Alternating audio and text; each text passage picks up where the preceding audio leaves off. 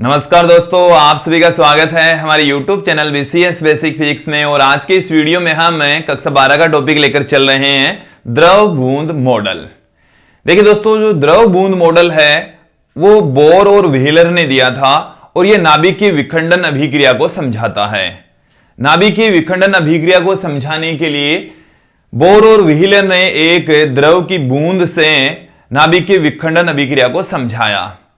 उन्होंने ये कहा कि जो परमाणु होता है वो एक द्रव की बूंद की भांति होता है और जब किसी द्रव की बूंद को हम किसी अति सूक्ष्म कण से यदि उसको अटैक करें उस बूंद पर, तो वह जो कण है उस बूंद में समाहित हो जाता है और उस बूंद की ऊर्जा बढ़ जाती है, जिससे उसमें वाइब्रेशन क्रिएट होता है और फिर वह जो बूंद है वाइब्रेशन से धीरे धीरे दो टुकड़ों में टूट जाती है, जैसे नाभिकीय विखंडन होता है। दोस्तों, हम आप लोगों को किसी परमाणु का नाभिकीय विखंडन एक बूंद की तरह से समझाएंगे। बोर और व्हीलर ने जो बताया वो आप लोगों को इस वीडियो में बताने वाले हैं। तो जो द्रव बूंद मॉडल है वो किसने दिया है? बोर और व्हीलर ने दिया। बोर और व्हीलर दो वैज्ञानिक है, इन्होंने दिया और ये नाभिकीय विखंडन को समझाता है। नाभिकीय विखंडन अभिक्रिया को समझाने के लिए इस मॉडल का प्रयोग किया गया था। नाभिकीय विखंडन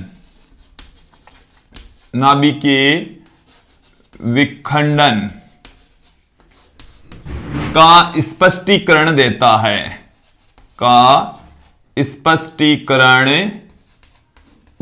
है, नाभिकीय विखंडन अभिक्रिया को यह समझाता है। अब देखिए दोस्तों, इन्होंने क्या किया कि जो परमाणु है उसको एक बूंद की तरह माना। परमाणु को किसकी भांति माना कि ये एक परमाणु है और ये इसका नाभिक है। परमाणु को किसकी तरह माना? बूंद की तरह माना और ये इसका नाभिक है। और दोस्तों, जब इसके इस नाभिक के ऊपर यदि हम अति सूक्ष्म न्यूट्रॉन का अटैक करवाते हैं, इस पूरे के ऊपर ही अटैक करवाते हैं, तब दोस्तों ये क्या होता है वो समझ लीजिए कि तीव्र गति का हम न्यूट्रॉन यहां पर लेते हैं। ये हमारे पास में न्यूट्रॉन है जो कि तीव्र गति का है और इसके ऊपर जब अटैक करता है तो ये जो नाभिक है वो इस तरीके से वाइब्रेट होकर वो जो न्यूट्रॉन है इसमें समाहित हो जाता है। न्यूट्रॉन है वो इसमें समाहित हो जाता है और इसके अस्थायी नाभिक का निर्माण करता है। और जब इसकी ऊर्जा बढ़ती है तो इसमें वाइब्रेशन बढ़ता है और वाइब्रेशन जब बढ़ता है तो इसमें एक लचक उत्पन्न हो जाती है। इस तरीके से नाभिक है वो इस तरीके से हो जाएगा। फिर जब कंपन ऊर्जा और अधिक बढ़ती है तो इन दोनों के बीच में ये जो लचक है वो काफी ज्यादा बढ़ जाती है। तो इस तरीके की स्थिति प्राप्त होती है। ऐसे इस तरीके की स्थिति प्राप्त होती है दोस्तों, ऐसी स्थिति क्रिएट हो जाएगी। और एक स्थिति ऐसी आएगी कि उसके पश्चात ये जो नाभिक हैं, जो परमाणु है, इसके दो टुकड़े हो जाएंगे, नाभिक के दो टुकड़े हो जाएंगे और ये इस तरीके से प्राप्त होते हैं। ऐसे दो टुकड़ों में ये कन्वर्ट हो जाएंगे, दो टुकड़ों में बदल जाएंगे। और यदि ये अधिक दूरी पर होंगे तब ये हमारे को दो परमाणुओं के रूप में प्राप्त होते हैं, साथ में कुछ न्यूट्रॉन पार्टिकल्स भी बाहर निकलते हैं। तो देखिए, इन सभी स्थितियों को, छहों स्थितियों को समझना है। हुआ क्या है इनमें ये समझ लीजिए। एक बार फिर से मैं इसको समझाने का प्रयास कर रहा हूं, समझेंगे आप लोग कि जो द्रव बूंद मॉडल है वो बोर और व्हीलर ने दिया और ये नाभिकीय विखंडन अभिक्रिया को स्पष्ट करता है, नाभिकीय विखंडन अभिक्रिया को समझाता है। इसमें होता क्या है? एक भारी परमाणु होता है, एक भारी परमाणु होता है। हम यहां पर कंसीडर कर लें कि जो भारी परमाणु है वो है यूरेनियम 235। यूरेनियम 235 है जो कि एक भारी परमाणु कह दीजिए, भारी नाभिक कह दीजिए। तो भारी है, इसका द्रव्यमान संख्या काफी ज्यादा है। जब इसके ऊपर न्यूट्रॉन का अटैक करवाते हैं तो न्यूट्रॉन भी इसमें समाहित हो जाता है। तो यहां से ये बन जाएगा न्यूट्रॉन यूरेनियम 236, जो कि एक अस्थायी नाभिक है। जो कि क्या है दोस्तों? अस्थायी परमाणु या अस्थायी नाभिक का निर्माण कर लेता है। और जब इसकी ऊर्जा बढ़ती है तो यह जो अस्थायी नाभिक है उसमें भी वाइब्रेशन होने लगता है, कंपन होने लगता है। और अंत में जब यहां पर ये जो यूरेनियम नाभिक है, कंपन होते होते ऊर्जा बढ़ते बढ़ते इनके बीच की लचक बढ़ती जाएगी और दोनों अलग अलग हो जाएंगे। तो ये जैसे हम ये यहां पर कंसीडर कर लें कि क्रिप्टॉन और बेरियम का उत्सर्जन हो जाता है। एक जो नाभिक है वो क्रिप्टॉन का, दूसरा जो नाभिक है वो बेरियम का। यहां पर कुछ न्यूट्रॉनों का भी उत्सर्जन होता है। न्यूट्रॉन 3, 4 या 2 की संख्या में उत्सर्जित हो सकते हैं दोस्तों। अब यहां पर इस पूरी प्रोसेस को हम समझेंगे कि होता क्या है। देखिए दोस्तों कि जब हम एक भारी नाभिक पर, इस पहले बिंदु को मैं यहां पर समझा रहा हूं कि भारी नाभिक पर जब हम मंद न्यूट्रॉनों का अटैक करवाते हैं, देखिए भारी नाभिक पर मंद न्यूट्रॉनों का ही अटैक करवाना है। यदि तीव्र गति से या त्वरित जो न्यूट्रॉन होते हैं वो तो पूरी तरह से नाभिक में समाहित हो जाएंगे, नाभिक की विखंडन अभिक्रिया नहीं होगी। तो मंद न्यूट्रॉन होने चाहिए। भारी नाभिक पर मंद न्यूट्रॉन, भारी नाभिक पर जब मंद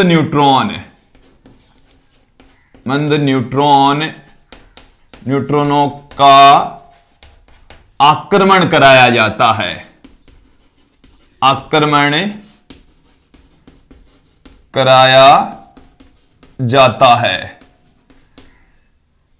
तो न्यूट्रॉन नाभिक में समाहित होकर,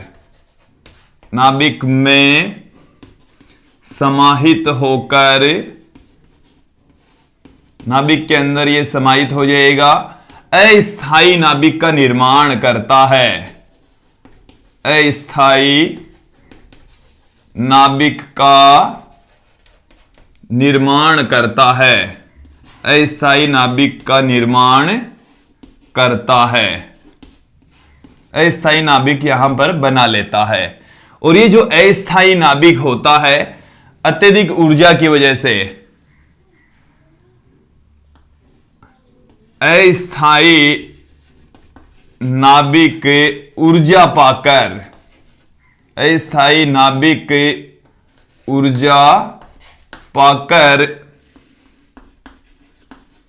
कंपन करने लगता है, कंपन करने लगता है। और जब ये कंपन करेगा तो इनमें एक स्थिति ऐसी आएगी कि उन नाभिक के अंदर या जो परमाणु है उस परमाणु में ऐसी लचक उत्पन्न हो जाएगी, एक गर्दन क्रिएट हो जाती है। कंपन के कारण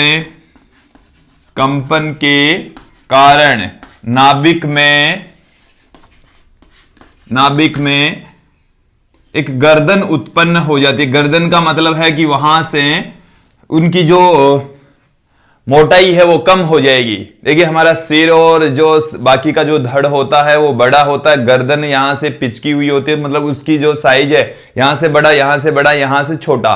तो ठीक उसी प्रकार से ही ये इधर से बड़ी, इधर से बड़ी, यहां से थोड़ी सी इसकी जो मोटाई है वो कम हो जाएगी, यहां से मोटाई और कम हो जाएगी।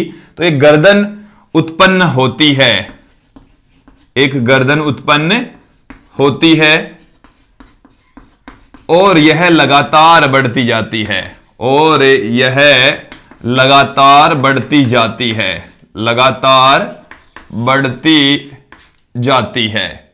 ये जो गर्दन है उसकी जो मोटाई है वो और कम होती चली जाती है, बहुत कम होती चली जाती है, और अंत में जो नाभिक है वो 2 टुकड़ों में बदल जाता है।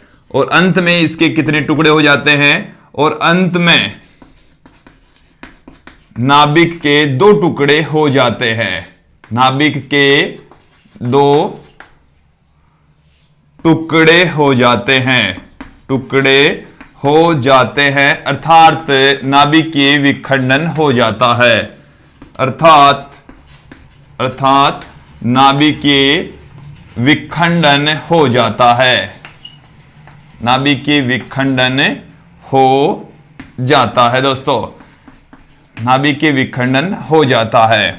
और इस नाभिकीय विखंडन में दो नाभिक जो बनते हैं, उन दोनों नाभिकों का जो द्रव्यमान है वो लगभग समान सा होता है, एकदम एग्जैक्ट बराबर हो कोई जरूरी नहीं है। और नाभिकीय विखंडन में यहां से कुछ न्यूट्रॉनों का भी उत्सर्जन होता है। तो इस दौरान जब ये दो नाभिक बनाते हैं, छोटे नाभिक बनाते हैं, इस दौरान 2, 3 या 4 न्यूट्रॉनों का उत्सर्जन होता है, कुछ न्यूट्रॉनों का उत्सर्जन होता है, न्यूट्रॉन भी उत्सर्जित होते हैं, बाहर निकलते हैं दोस्तों। तो दोस्तों ये था द्रव बूंद मॉडल, बोर और व्हीलर ने दिया था। और इस मॉडल में आपने देखा कि कैसे एक जो नाभिक होता है वो उसका विखंडन होता है, दो नाभिकों में टूटता है। जो एक भारी नाभिक होता है, जब उस पर न्यूट्रॉन का अटैक होता है तो वो न्यूट्रॉन उसमें समाहित हो जाएगा, फिर जो ऊर्जा होती है उसकी वजह से ये कंपन गति करने लगता है, वाइब्रेट होने लगता है, और कंपन गति से ये जो नाभिक है उसमें एक लचक उत्पन्न हो जाती है, गर्दन क्रिएट हो जाती है, बीच में से ये पतला हो जाता है, और एनर्जी बढ़ने के साथ साथ ये जो गर्दन है वो और पतली हो जाती है, और अंत में ये जो नाभिक है वो दो टुकड़ों में टूट जाता है। यहां पर हमें दो नाभिक प्राप्त होते हैं, साथ में कुछ न्यूट्रॉन भी उत्सर्जित होते हैं। और दोस्तों यही था बोर और व्हीलर का द्रव बूंद मॉडल। मुझे उम्मीद है आप लोगों को ये जो मॉडल है वो अच्छे से समझ में आया होगा। आज के लिए इतना ही, धन्यवाद दोस्तों।